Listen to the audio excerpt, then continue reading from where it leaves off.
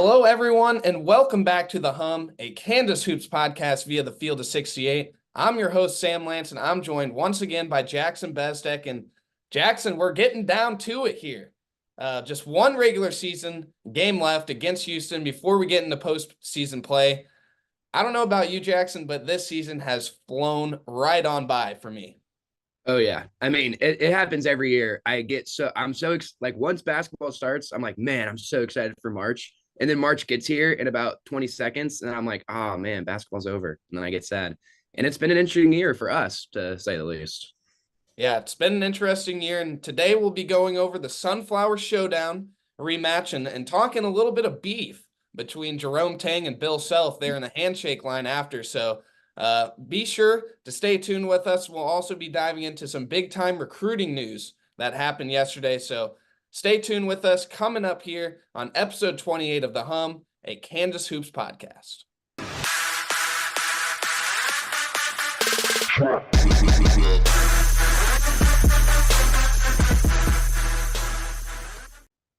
Welcome back, everybody, to The Hum, a Kansas Hoops podcast, and we'll go ahead and get right into it here. Just like we predicted on the podcast probably a few weeks ago, Kansas dominates Kansas State. 90-68 is your final score. Gives Kansas 41 straight wins on senior night, with 1983 being the last loss. That is quite the streak, and first off, let's just kind of get into it, Jackson. It was senior night. It was the last time that you and I were in Allen Fieldhouse as students. I can't believe it's come to this, Jackson. I won't lie, Sam. The alma mater in the pregame video hit a little harder than it did for me. I may or may not have shed a few tears. And by that, I mean, I absolutely was completely crying. I've been going to games since I was 4 years old, about 2 or 3 a year. And, graduating, I don't know the next time I'm going to be able to come back. I hope it's next year. I hope it's next year a lot, but, it's uncertain. And so I really just tried to soak in and it's Allen Fieldhouse. We take it for granted. We just get to show up there all the time and watch awesome basketball. And I don't know, feel like I took it for granted for a long time, and I didn't on Tuesday night. That's for sure. It was beautiful.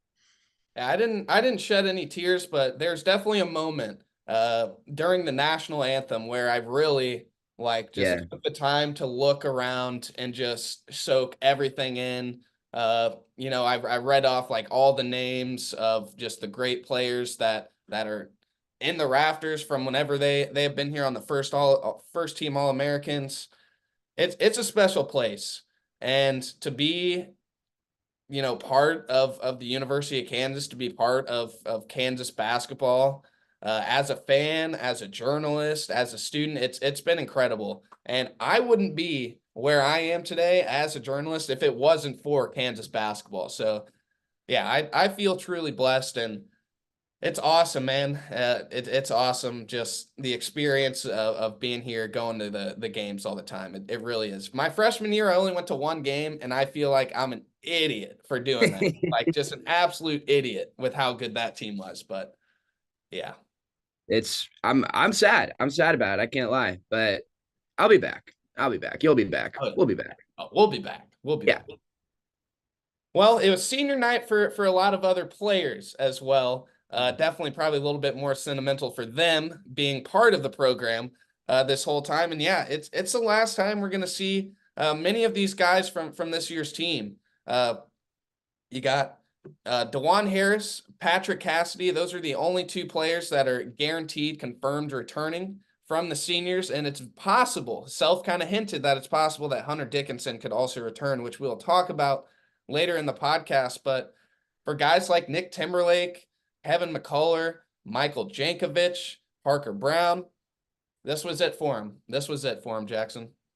Sure was. Shout out Timby, man. What a way to go out after everything he's been through. Had an awesome game. Dude, I'm gonna miss Jank. He's been in the line of, walk-on white guys that everybody loves. And I guess Patrick's gonna have to take up the mantle next year. I mean, especially nowadays where you don't see a ton of guys stay for 4 years. The portal is out of control. The Michael Jankovic of the world, they they're kind of going extinct a little bit. And I love that aspect of college basketball. I hope it never goes away. And I love Bill always starts the seniors on senior night. I've loved that since I was a kid. Yeah, I love senior night, Sam. I just do. I'm a big senior night guy. On that, I won't understand any coach who doesn't start their seniors on Completely senior agree. night. Like Completely agree. if you have gone through the program for that long and have stayed, like, especially for a guy like Jake who's stayed in the program for that long, like he absolutely deserves to start the game. And I think a reporter like asked Self in the press conference before the game, like what he did, and Self's like, yeah, I always play the seniors. Like this year it's hard because we got 7. So, how do I figure that out? But yeah, Dude, it's a when great I tradition. my senior night in high school, get this. Coach does not start me. Didn't start me all 4 years in the program. Puts me in at 7:37 in the first quarter. Like the first whistle he puts me in. He literally just like wanted to be a jerk and not start me. So I give Bill Self all the credit in the world for always being a good dude. And that start was kind of shaky for Kansas in the K-State game. I believe. Yeah, let's look at what the start was. It actually wasn't as bad as I remember. It was 7-3 Kansas State to open the game. Ended up being 10-5, I think, before Jankovic was subbed out. Jank, unfortunately, had those 2 really quick fouls out there. But Nick Timberlake, I think, is the person who stole the senior night show away from everybody. And I wanted to talk about him, Jackson, because you're right. Like Nick Timberlake has been through everything as a Kansas basketball player. And for him to just come out and drop his best game of the season on senior night, like that was really special. And I thought this was hilarious from Self post game. I actually saw Timberlake's family going out and taking pictures while I was camping. But yeah, they were out there at like 4 o'clock taking pictures of Allen, all this. And Bill Self said he was out there with the family, and he said that he's going to make 5 tonight, 5 threes, right? And whenever he made his 4th three, which he ended with 4 threes, Bill Self thought that it was his 5th three. So he turned to Timberlake's family in the stands No way. and went 5. And they went back at him, 5. So Bill Self said, neither of us can count. It's something like Both the family of Timberlake and Self thought that he had made 5 threes, but Timberlake only made 4. He finished with 18 points, his highest of the season. It was great to see. Is Nick Timberlake here, Jackson? Is he here to stay? Is what I want to ask you. I think he's here as a legit, bench threat. Threat might be a stretch, but he clearly has found some confidence the past couple weeks. This, I think, was just capping off all of that on Tuesday night. But he's made some shots now. Like the whole thing was, he was never not playing hard. He was, he's not a great defender, but he's at least giving effort, get some steals, get some blocks. Gotten a lot better too. He wasn't hitting threes, and that's the reason he was out there. Lately, shoot, I saw a stat. He made like 30% of his Allen Fieldhouse threes this season on Tuesday. That's crazy. I don't remember who tweeted that, but shout out to you. But that is crazy. And it just shows that, Malik is a stretch. Remy is a stretch. I'm not going to put my flag down. I'm not going to disagree with anybody who does, but I just think that, Remy had so much gravitas coming in, already had all the accolades, that's a different situation. Malik Newman comes in from Mississippi State, was really good there, and just needed to find his way in the Bill Self system. But he'd already played, high-level Power 5 competition. This whole thing with Timberlake is he comes from a tiny conference. Towson is a beast, but this is almost another sport, right? Going from the Colonial Conference to the Big 12 Conference. And it just took him a lot of time to really, get comfortable. I think he's comfortable now. When he goes out there, I don't have that same feeling I did a month ago where I'm just completely overwhelmed with dread.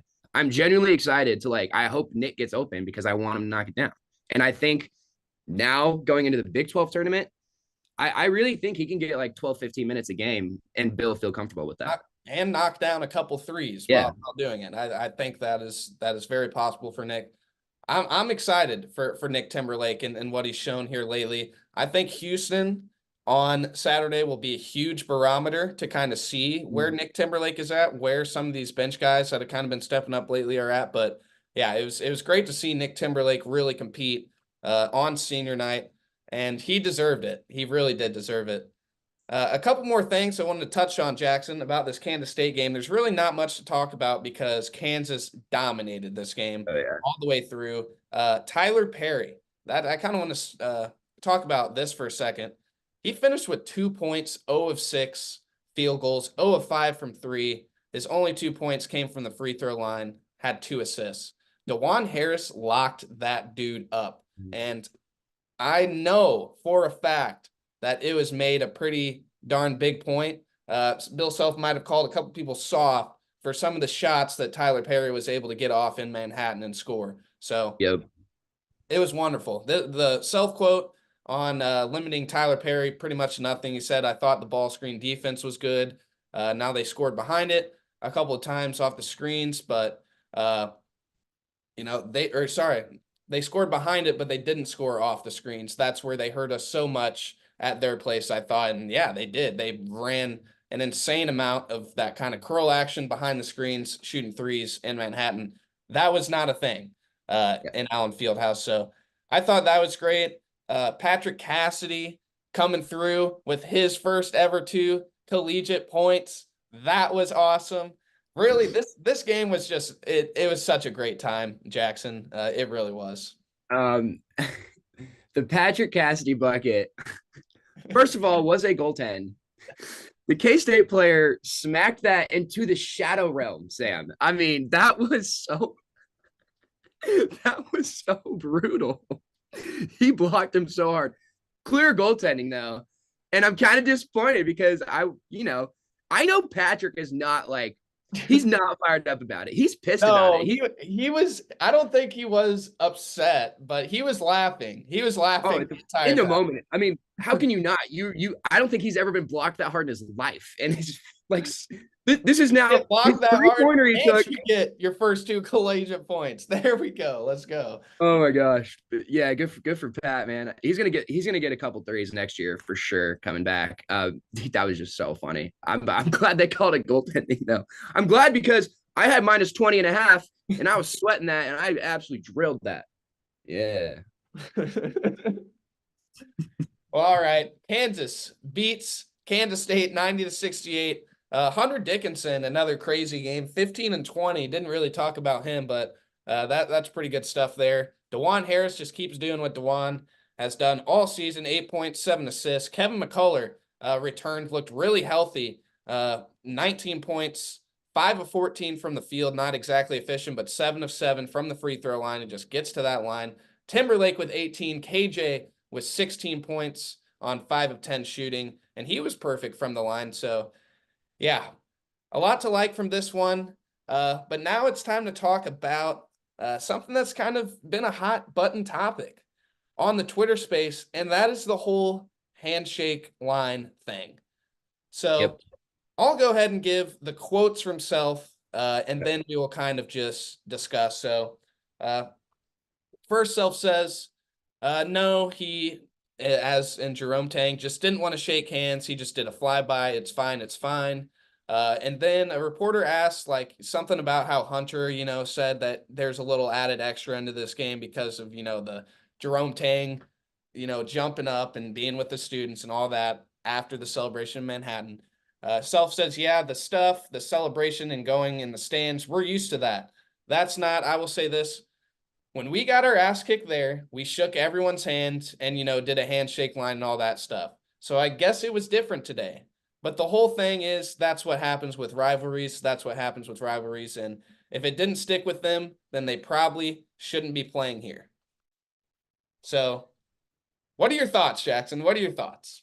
I mean, I do have thoughts. I think the K-State keyboard warriors took Self's quote a little bit out of context. Self wasn't referring to his actual handshake with Jerome. He was referring to him blowing past KT right after him and also took his hand away from Coach Q. That is video evidence. So I wish Bill would have clarified that a little bit, because everybody took it out of context and was like, "Oh, you guys totally the same way you did in Manhattan. You shook hands, blah blah blah." He wasn't actually referring to himself. Um, in terms of the whole situation, I love it. I love this. I love this. What is the point with arguing with a bunch of people on Twitter for weeks if the coaches are best friends? There's no point. If the coaches and the teams are going to be buddy buddy, that the rivalry that the fans have is just for the fans. They This themselves don't like is each other. real. They do not like each other. And I hope Tang stays at K-State forever, because it is awesome that the KU coach and the K-State coach literally despise each other. I think we're not like Bill Self's a pretty like easygoing. So's Jerome Tang. They both seem like pretty good dudes, have decent relationships. I feel like with most of the other coaches in the conference, each other. Oh hell no. And I think this is great for KU State, especially now. The rivalry is kind of heating up. Oh yeah. Because Tang, we don't know what he's going to do with the basketball program there. It could get much better. The Kansas football program is getting much better. Those games are going to matter now for the next 5 to 10 years. The basketball games, as long as Coach Self's there, those are always going to matter. So this whole thing, everyone's freaking out about it and getting upset about it. Look, you can have your opinions on either coach. I'm not going to give those out, but just the actual fact of K-State, of Bill Self and Jerome Tang straight up beefing is wonderful. I love it. Yeah, I love it too. And I'll say this about a lot of the K-State fans were basically trying to say that Self, did the same thing in Manhattan. Right. Self did not do the same thing in Manhattan. And there's somebody like, yeah, he shook his hand fast. Like if you look at, coaches and their handshakes, like usually that's what you do. It's a little, there you go, move on. Somebody had this like video of like Self and all of his losses, right? Doing like, and he was like, he doesn't like, he does a flyby every loss. And like, I'm just looking and like every single video that this dude showed was just a normal handshake. So yeah, you can tell by the videos that what Jerome Tang did was weird. Curtis Townsend immediately looks over his shoulder and is like, what is going on? I don't know if you saw Hunter Dickinson's and Dewan. Yeah, Hunter and Dewan. Hunter like turns around and like, Dewan smiles and we're like laughing at him. like obviously Jerome Tang was a little, he did a flyby like he did. That's what he did. I don't think that Self did that in Manhattan at all. He went down the line. He touched everybody's hand. Yep. That's the difference. Self shook every K-State assistant's hand and shook every K-State player's hands.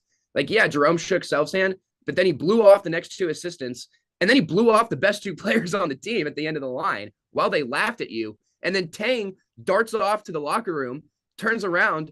His whole team is still going through the handshake line, and he just stands there waiting. It was weirder in person than it was like seeing all the clips on Twitter, because in person, you can tell it was like, this is a weird situation. And especially after whatever happened in the tunnel in Manhattan, I don't know the story on that, but I know something happened. I was looking for it, and it was very, very awkward almost. I'll just say this. If you're Jerome Tang and you preach, being the good guy, being, praise Jesus, all of that sort of stuff, and you do stuff like this, I mean, come on, just do a little better. You put a target on your back when you come in holier than thou in everything that you do, and then you act like a crybaby sore loser. You can't play the good guy and then do stuff like this. You just can't do it. I think if I was a K-State fan, I would be a little embarrassed by this. I mean, they are obviously backlashing and say, oh, well, Self, did the same thing. He didn't. He did not do the same thing. It's a totally different situation. What Jerome Tang did was weird. It was not cool. And I don't think Self would have said anything about it if it didn't actually really bother him, and it did. So I think we'll just leave it at that. I am with you, Jackson. I'm really excited. I hope we play K-State in the Big 12 tournament. Like, me too. 100%. That would be awesome. So, yeah, the handshake line thing, interesting stuff, juice to the rivalry. Jackson and I are here for it. Also, really quick, we just got to talk about health after this game. Obviously, Parker has been dealing with a little something. He didn't play. He didn't start in the senior night game, but I think he did play a few minutes. I think he ended up playing like 2 minutes or so. If I can pull up the split box here. He played 1 minute, and I believe that was just for Self to get him out there for senior night. So Parker is doing better per Self, and then Self said yesterday on Thursday that he didn't know if Kevin was going to practice because he tweaked his knee again against K-State, but like Self didn't seem too concerned about it, like not as concerned as the last time where he said he tweaked his knee. I think it was against was it Oklahoma that he Oh, tweaked you. his knee? Yep. So I'm expecting Kevin to play against Houston, but it's kind of it's another wait and see sort of deal. And I thought this was also interesting. Somebody asked Self if they would possibly rest Kevin McCullough for the Big 12 tournament, and Self said that it's something he's thought about, but he doesn't know. But yeah, hopefully Kevin plays against Houston because Kansas is going to need him. Oh yeah, big time. And this is an unprecedented territory for Bill right now because he's never been in a spot to where he can kind of do that, right? Kind of just because we're always competing for the Big 12 championship. Always, always, every year, every year, every year. This year it didn't work out. So, and honestly, this Houston game could be interesting too. Because Bill can be like, we gotta, okay, I'm Bill Self, we're Kansas, you guys are new. Kelvin Sampson, I'm gonna sweep you. Let's go dominate. And we go dominate. Or he goes, the game doesn't really matter. It's not going to affect our seeding, especially if I don't play Kevin, it won't affect our seeding. And then you can get into that whole game, and it's I think just, it will, though, Jackson. I think this game will affect seeding very I much. guess, yeah. I mean, if we get blown out, I mean, it'd probably drop down to a 4 seed. But I also don't think Bill really cares about that much. And I think he wants on the first day, the first Thursday or Friday that KU plays in March Madness, he wants his team to be 100% healthy, and he's going to do whatever he can to get to that point. Because let's be honest, the postseason Big 12 championship and the regular season Big 12 championship, one of them's gone. One of them has never really ever mattered that much. Just kind of a cool thing to, get momentum heading into March. The tournament's what matters. And if Kevin needs to sit, Bill will sit him. And that would be unfortunate for Kansas fans watching the games. Yeah, I agree. I do think the stakes are very high for this game, Jackson, though. Like this, I think this game, it has high stakes. Like on the line for Kansas is a 4 seed in the Big 12 tournament. Right. It's extra Kansas bye. does not want to play Nope. what 4 games and 4 games. Yeah, that's a yeah, lot. like Kansas does not want to do that at all, especially with the depth situation that we've been talking about all year, especially with Kevin not being 100%, especially with Parker not being 100%. That is a nightmare scenario, honestly. I agree. I would also say if Kansas wins this game, Kansas is a 2 seed. Yeah, I No matter completely what. agree. Like I think no matter what, Kansas is a 2 seed. I think if Kansas loses this game, I think there actually might be a little bit of work to do in the Big 12 tournament to get a 2 seed. I think they might fall to a 3. Yeah, I totally agree with you. Dude, Lenardi moved Tennessee over Arizona yesterday on the 1 line. That last 1 spot still up for grabs. I'm not saying Kansas is going to get it, but you beat Houston and then you win 3 more games against quad 1 teams and walk out with a Big 12 championship. I mean, Arizona or Tennessee is going to have to do the exact same thing to stay ahead of Kansas at that point. If they slip up and Kansas doesn't, look, it's in the cards. We'll just because that would be double-digit quad 1 wins, probably like 11. Houston already has 12 right now, which is so wild. But it's there. There's room for Kansas to move in the seats. It's also a big game for Houston because if they win, they get the outright Big 12 conference. So, Yep. Yeah, and I just want to kind of little side note.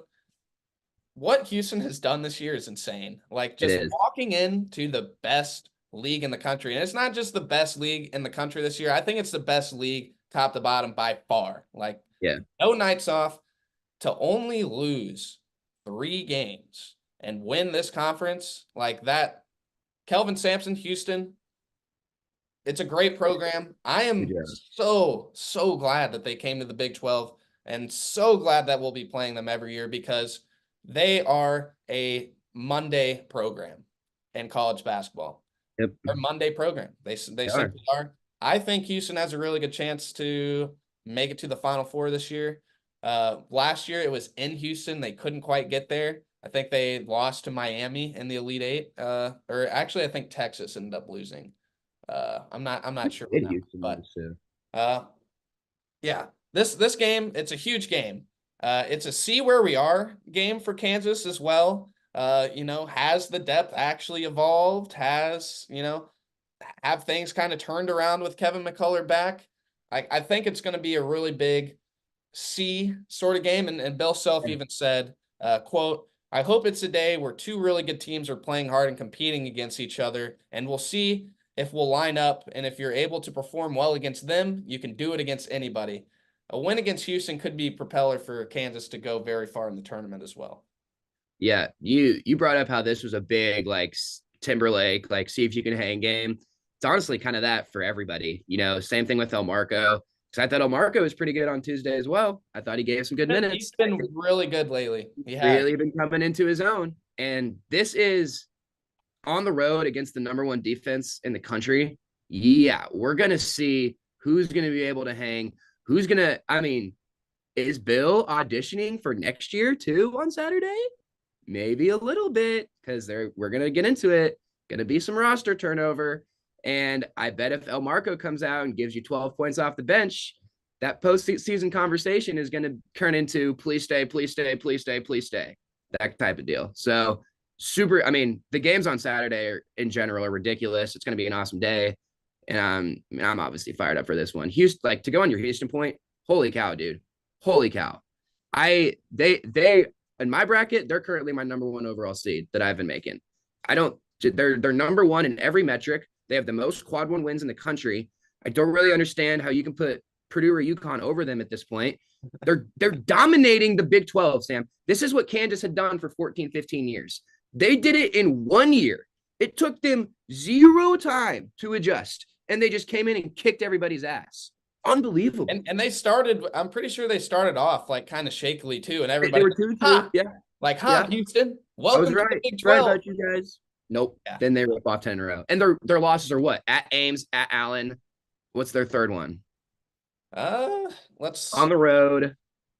It's I don't know, but like at least those lost. They lost. Oh, they lost to TCU by 1. That's right. They lost back-to-back games. That Iowa State and TCU was back-to-back. And they should have beat TCU. A tough place to play.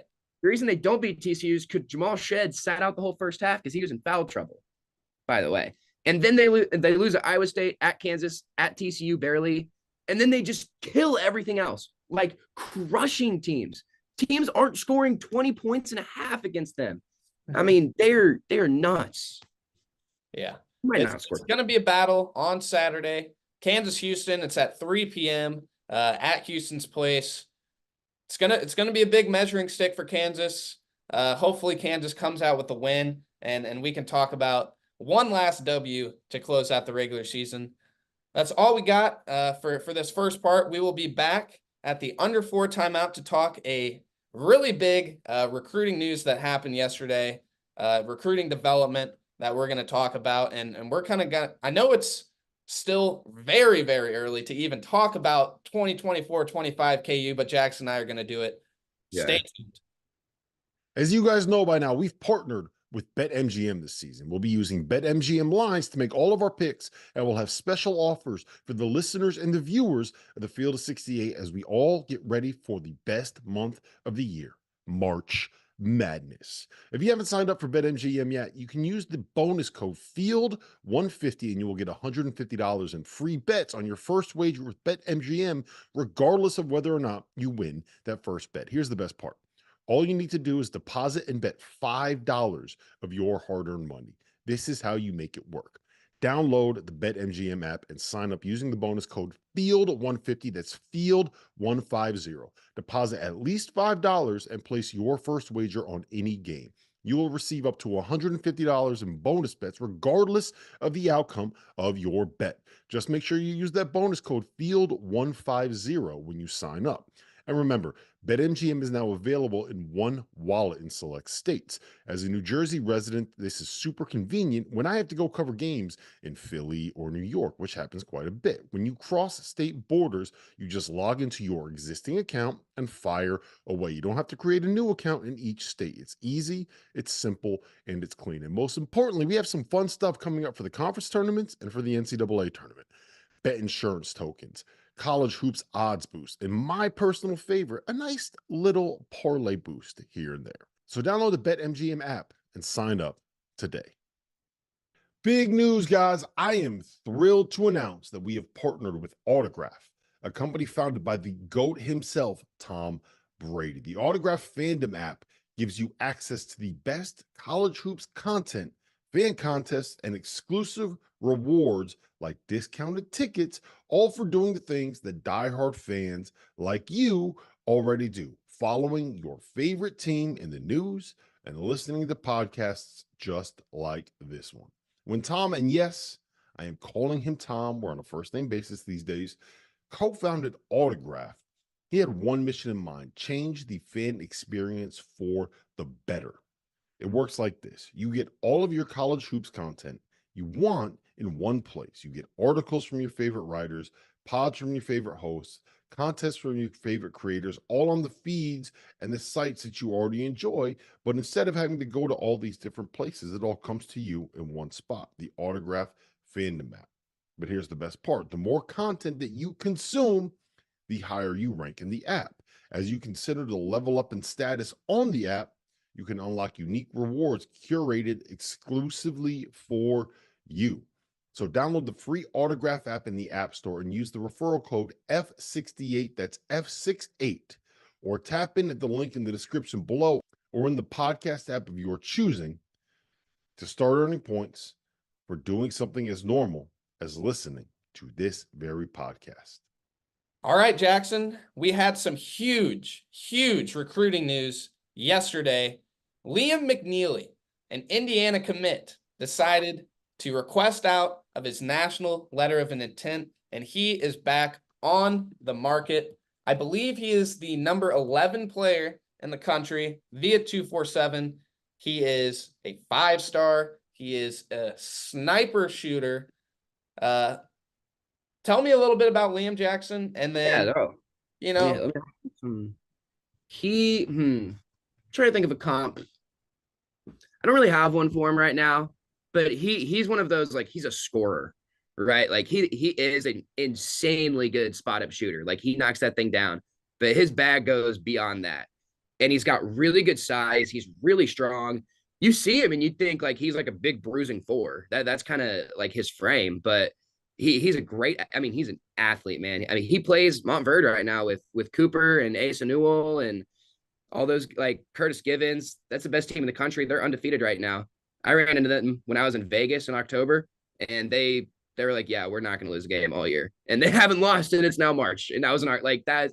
This is one of the best high school teams of all time. And if I'm not mistaken, I think he's right behind Cooper Flagg in points per game on this. So Kansas fans, you haven't heard about this kid. Like, he is a legit top 10 prospect in the country right now. He's a legit guy that can come in and like he can be like Grady Dick. Grady Dick comes in and the season before, Kansas struggled shooting 3. Grady Dick comes in. Oh, that's completely flipped. Now we have a kid shooting 42% on super high volume.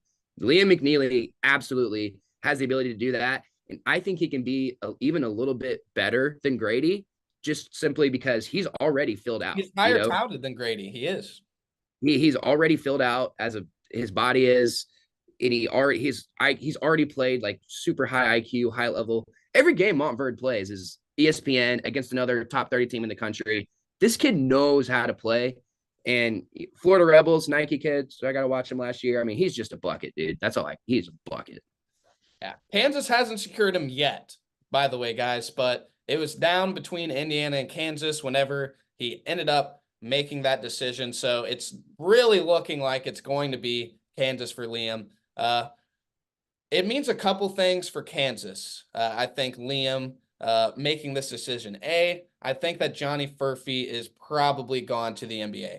I think that if Liam commits to Kansas, that's what that means. It means that Furphy is gone. He is no longer here. Because really, I think Liam is kind of his replacement, if that makes sense, in KU's starting lineup. A quick little side note. Indiana's in shambles right now. Like, oh, dude. to have it announced literally like I think 2 days a day that Mike Woodson is returning, and then like it's announced that he is returning, and then 2 days later, the only class of 2024 commit that Mike Woodson has leaves. That can't be good. That can't be good. Indiana's in shambles right now, guys. Like it's not good. But also, I think if you're Liam, this is what you look at, right? Like, is McKenzie and Baco, is he in any mocks right now, Jackson? Not, I don't think he's even in second round mocks. Like, I don't think he is. It's very clear. I think it became very clear to Liam that he saw that, and then he has seen now 2 years in a row, Self has put Grady Dick first round in the NBA draft. Johnny Furphy is going to be taking the first round in the NBA draft. Liam's looking like, I play like those guys. Yep. I could probably be a first round draft pick next year. Why would I not go to Kansas? I think that made the decision right there. Nothing against Indiana, nothing against Mike Woodson, but would you rather come to Kansas, get developed by Bill Self, get drafted in the first round, or would you rather go to Indiana and have all that be a question mark? Yeah, that's a circus show right now. Absolute. I look back at that game where we played in like December. I can't believe Kansas didn't win by 25. And like that, if Kansas loses that game, like easily, we're talking like, well, we got to get up from the 4 seed line, after that. Like that's how bad that bad loss. That would have been how bad that loss would have been. Look, I completely agree with you. And I think if you're Liam, you look at Kansas right now and you're like, I could play right now for them. Like I could actually, like, if I sat on the bench, Bill Self would sub me in tomorrow. I think you got to look at that. I mean, okay. I mean, let's get into the possible lineup now, because this is where things get tricky. It's already been tricky. I think you think this too, the Hunter's coming back. Yes. I've penciled it in mentally. I mean, Bill Self has gotten like somehow convinced everybody in the same situation to come back. Like McCullough came back, Wilson came back, Ochai came back. There's no way that Hunter doesn't come back in my mind, unless Kansas wins the national championship and Hunter averages like 25 and 15 during the run. No, yeah. CB would have come back too if A, didn't win, and B, didn't play so damn good that he got himself into the first round. He would have absolutely come back too. But I'm struggling with KJ because I love Flory. I think he's going to be such a beast. This is tough because you have Dewan and Hunter. You lock those in 1 and 5. Hey, let's get McNeeley. He's the 3. Okay, now what? Is Elmarco ready to start next year? Maybe. He could be. He could be a way better shooter. We have no idea. Jamari, big leap? Maybe. No idea. We don't know yet. Transfer? We could get a transfer. There's so many things that could happen. You also have to remember that Kansas only has 10 scholarship spots. Right. On reduction of the penalties, which is it is a big deal. It is kind of is. It is. It's mattered this year for sure.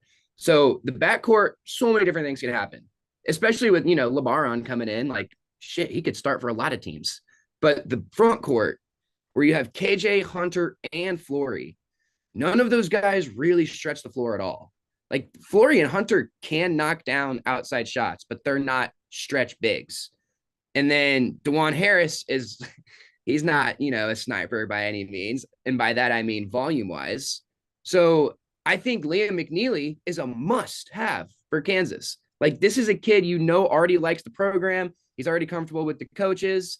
You don't have to go get him in the portal and give him X amount of million in NIL. I mean, you're going to have to pay up. But, like, Liam McNeeley is the guy that Kansas needs to be focused on right now. He is priority number 1.